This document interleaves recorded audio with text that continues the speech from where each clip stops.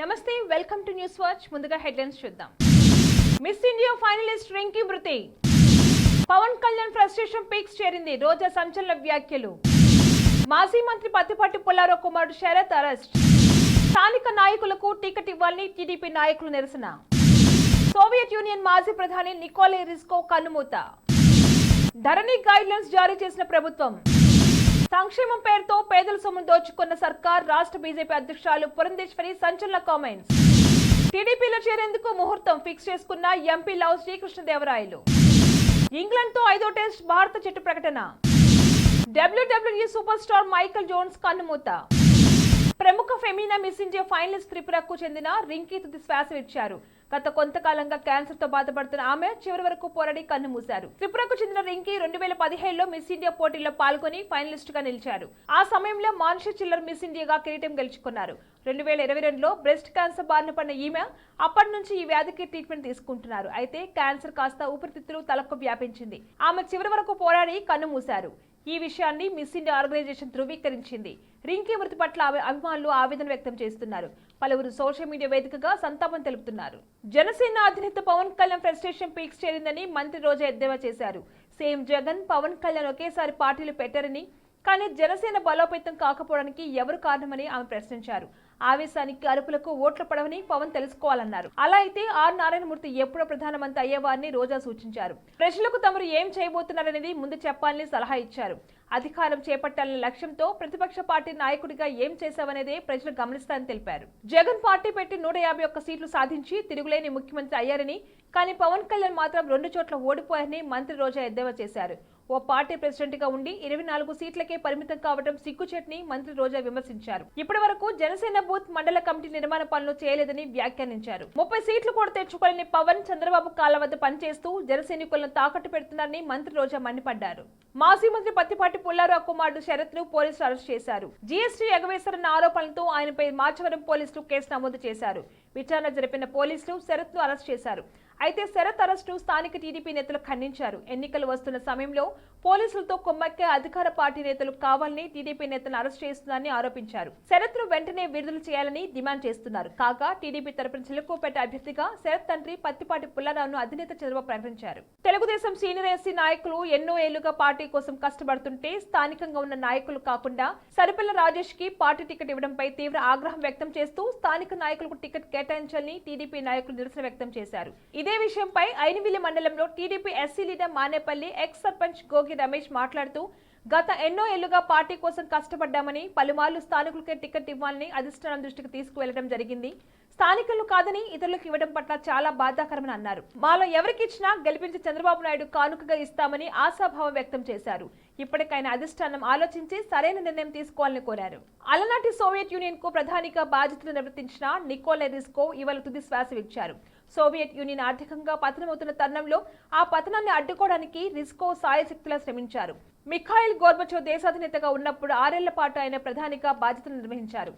Private రంగాన్ని ప్రోత్సహించడంతో పాటు ఆర్థిక రాజకీయ వాతావరణం మార్చేందుకు ఆయన ఎన్నో చర్యలు తీసుకున్నప్పటికీ 1991లో సోవియట్ యూనియన్ పతనమైన విషయం మనందరికీ తెలిసిందే. బులెటిన్లో షార్ట్ బ్రేక్ తీసుకుందాం. నమస్తే. ఈరోజు మీకోసం ఒక అద్భుతమైన ఆఫర్ని తెలియజేయడానికి మీ ముందుకు వచ్చేసాం. ప్రస్తుతం మార్కెట్లో ఒక కొత్త ఇల్లు కొనాలి అంటే మనం ఎన్నో రకాలుగా సెర్చ్ చేస్తూ ఉంటాం. ఎన్నో ఫీచర్స్ని మనం చూస్తూ ఉంటాం. అందుకే మా నుంచి ఈ ఆఫర్ మీకోసం. 45 లక్షలకే మీ సొంత ఇంటి కలని నెరవేర్చుకుందాం. ఈ బ్యూటిఫుల్ విజువల్స్ షాద్ నగర్ టౌన్ హైవేకి ఆనుకొని అండ్ మోస్ట్ పాపులర్ ల్యాబ్స్ కి ఆపోజిట్ లో ఈ వెంచర్ ఉంటుంది. ఎంట్రన్స్ ఏరియా చూశారు కదా ఎంత బ్యూటిఫుల్ గా ఉందో. స్పెక్ట్రా సిటీ ఇదొక గేటెడ్ కమ్యూనిటీ. 120 గజాల డబుల్ బెడ్రూమ్ హౌసెస్ ఇందులో కన్స్ట్రక్ట్ చేయబడి ఉన్నాయి. ప్రతిష్టాత్మక సంస్థ స్పెక్ట్రా సిటీ మీకు అందిస్తోంది double bedroom individual houses. Total house వచ్చేసి మనకు 120 స్క్వేర్ యార్డ్స్ లో ఉంది, అంటే 120 గజాలు.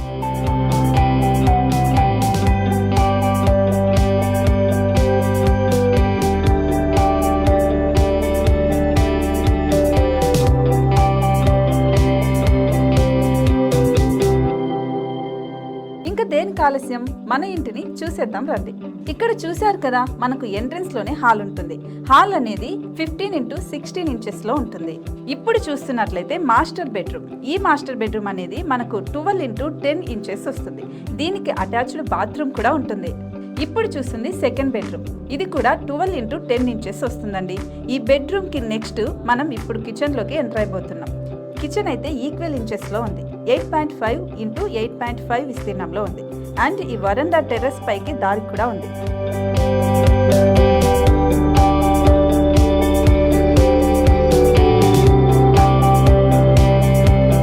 టెర్రస్ పై నుంచి వ్యూ చూశారు కదండి, ఎంత బ్యూటిఫుల్ గా ఉందో.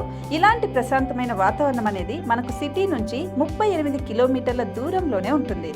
ఇంకా వరండా అండ్ పార్కింగ్ ప్లేస్ అలాగే ఓపెన్ స్పేస్ తో కలుపుకొని మనకు 18 చదరపు గజాలు ఉంటుంది.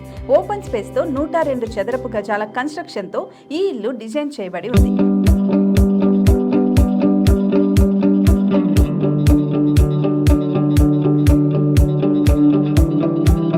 మొత్తం gated community and present 70 houses మనకు కన్స్ట్రక్ట్ చేసి ఇస్తున్నారు.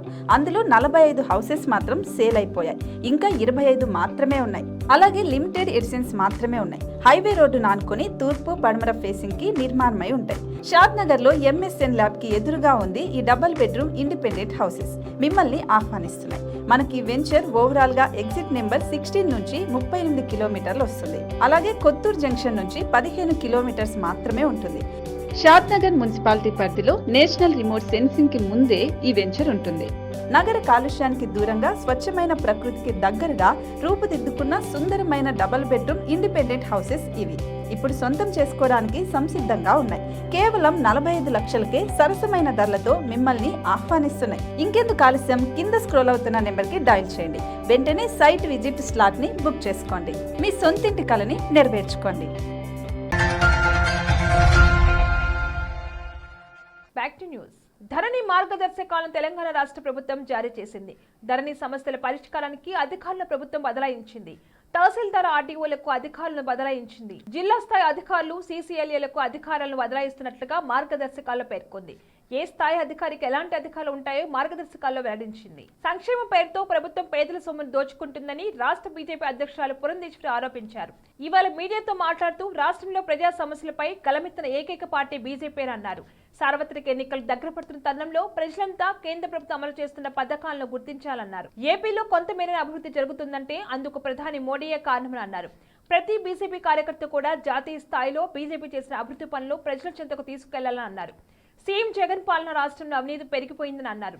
సంక్షేమం పేరుతో రాష్ట్ర ప్రభుత్వం పేదల సొమ్మును దోచుకుంటుందని ధ్వజమెత్తారు. నర్సరావుపేట ఎంపీ లావు శ్రీకృష్ణదేవరాయలు వైసీపీకి గుడ్ బై చెప్పిన సంగతి తెలిసిందే. ఇప్పటికే చంద్రబాబును పలుమార్లు కలిసిన లావు శ్రీకృష్ణదేవరాయలు టీడీపీలో చేరేందుకు నిర్ణయించుకున్నారు. తాను టీడీపీలో ఎప్పుడు చేరేది ఇవాళ సోషల్ మీడియా ద్వారా వెల్లడించారు. మార్చి 2న దాచపల్లిలో జరగబోయే రా కదలరా సభలో టీడీపీ అధినేత చంద్రబాబు సమక్షంలో టీడీపీలో చేరుతున్నానని వివరించారు. ప్రజా సంక్షేమం పల్నాడు అభివృద్ధికి కట్టుబడి మరల నర్సరావుపేట ఎంపీగా పోటీ చేయబోతుందని తెలిపారు. నన్ను మరోసారి ఆశీర్వదించాలని ప్రజలను కోరుతున్నానని లావు శ్రీకృష్ణదేవరాయలు ట్వీట్ చేశారు. ధర్మశాల వేదికగా ఇంగ్లాండ్తో జరగబోయే చివరాఖరి టెస్ట్ కోసం అప్డేట్ చేసిన భారత్ జట్టును ఇవాళ ప్రకటించారు. 4వ టెస్టుకు దూరంగా ఉన్న బుమ్రా ఈ మ్యాచ్తో రీ ఎంట్రీ ఇచ్చాడు. బుమ్రా జట్టులోకి తిరిగి వచ్చాడంటే తుది జట్టులో అతని స్థానం ఖరారైనట్లే. బుమ్రా ఆకాశ్దీప్తో కలిసి భారత పేస్ బౌలింగ్ దళాన్ని లీడ్ చేస్తాడు. బుమ్రా పునరాగమంతో 4వ టెస్టు ఆశించినంతగా ప్రభావం చూపలేకపోయినా సిరాజ్ పై వేటు పడే అవకాశం ఉంది. ధర్మశాల పిచ్ స్పిన్నర్లకు అనుకూలించడంతో 3 పేసర్లతో టీమిండియా బరిలోకి దిగే అవకాశం లేదు. World wrestling entertainment super star Michael Jones కన్నుమూశాడు. WWE ప్రపంచంలో వర్జిల్గా ప్రసిద్ధి పొందిన అతడు 61 ఏళ్ల వయసులో అనారోగ్యంతో తుది శ్వాస విడిచారు. ఈ విషయాన్ని మైకేల్ జోన్స్ స్నేహితుడు professor wrestling referee mark Charles social media ద్వారా వేదికగా వెల్లడించారు. WWE కూడా మైకేల్ జోన్స్ మృతి పట్ల విచారం వ్యక్తం చేస్తూ అతని కుటుంబ అభిమానులకు సానుభూతి ప్రకటించింది. బులెటిన్ హెడ్లైన్స్ మరొకసారి. మిస్ ఇండియా ఫైనలిస్ట్ రింకీ మృతి. పవన్ కళ్యాణ్ ఫ్రస్ట్రేషన్ పీక్స్ చేరింది. రోజా సంచలన వ్యాఖ్యలు. మాజీ మంత్రి పత్తిపాటి పుల్లారావు కుమారుడు శరత్ అరెస్ట్.